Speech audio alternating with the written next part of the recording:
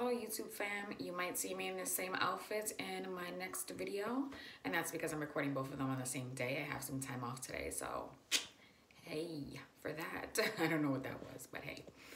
So this video, I just wanted to make a quick introduction because I kind of went into the video really quickly. I am doing my rice and beans recipe, and the reason I did this recipe is because a lot of my friends request this all the time. I've made them rice and beans and they seem to enjoy it, so I thought I would share the recipe with all of you guys. I know sometimes rice can be a difficult thing to make, and it is extremely easy. Follow this recipe and I guarantee you, you will have perfect white rice every single time. So thank you so much for clicking on this video. I hope you enjoy, and please subscribe if you want to see more videos from me. Bye. So first things first, I'm filling up my measuring cup to 3 cups of water. That way I can put it in a pan to boil. You definitely want the water to be at a rolling boil before you add your rice. Next, I'm going to add some oil. And I do add a generous amount just because I find that it separates the rice easier. And then I'll go in with some table salt. Usually, I'm just using regular table salt. Today, I'm actually using a garlic salt blend that I have. Then you saw me do a little dance, and I am peeling my potato because while I am cooking the rice, I'm simultaneously going to be cooking the beans. I'm peeling my potato. I'm going to show you how cute it looks. There you go. And then I'm going to my bean pan. I'm going to add a little bit of oil just so I can start getting those potatoes going. So while that oil is heating up, I'm just chopping my potatoes. I'm sorry about the angle. I did have my daughter record for me, so shout outs to you, baby girl. Thank you for recording.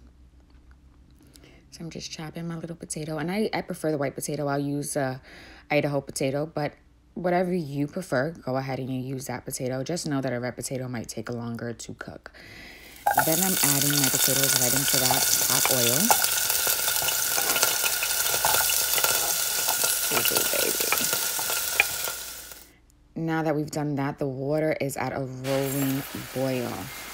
So I'm going to measure out my rice, and I'm going to do 2.5 cups of white rice to 3 cups of water. So always a half a cup more. So if you're doing 4 cups of rice, you want to go ahead and do 4.5 cups of water.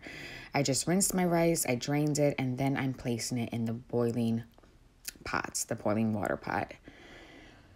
We'll let that cook on a medium-high heat until the water is reduced.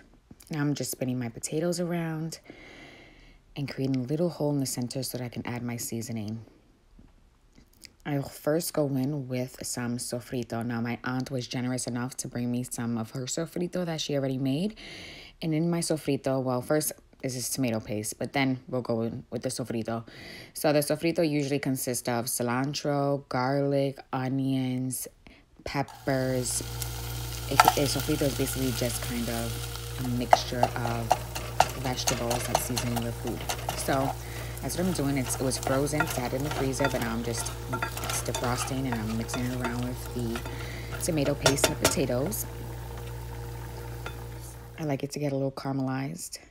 And then I'll go ahead and with my chicken bouillon. Now some people like this, some people don't. I prefer it. I love the way that it makes the beans taste, especially since I was making chicken this night to go with it. Then I'll go in with some cumin, it's C-U-M-I-N, cumin, and some garlic. Rinse the top of your can of beans, guys. You have to do that. Then I like to stir this around a little bit so it's all mixed in there. And then I'll just plop the whole can of beans, all the juices, everything in there.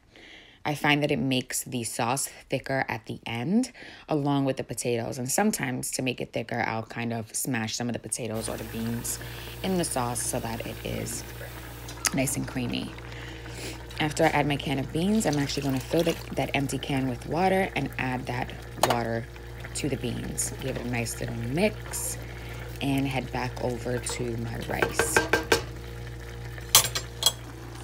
So now that the water is completely reduced, you can see there's just a little tiny bit just to keep it moist so you can mix it around. I'll mix it once. I'll put the flame on low, and then I will cover it, and in 20 minutes, you will have the perfect white rice. Back to my beans, I'm putting 1 pack of sazon because I love the coloring that it gives. Now I will warn you that sazon has MSG as a first ingredient, so if you're not comfortable using that, I would omit that and probably just make an achote oil. That way you can get that color. So that I just went in with some white wine vinegar. I love to use that. It gives it a little bite. And then some adobo. Now I promise the adobo was not a lot. It was perfect. 20 minutes later, and voila. We have nice white rice. I'm going to give it a little fluff so you can see that it is perfect, if I do say so myself.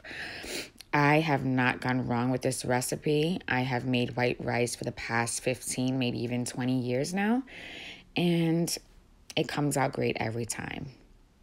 I let the beans cook for the same amount of time as the rice. I gave it an extra 10 minutes depending on the consistency of the sauce. I wanted it to be kind of thick but kind of saucy enough that, you know, it adds some flavor to the to the rice. And yeah, so that's all done. I served up my son a nice plate of rice.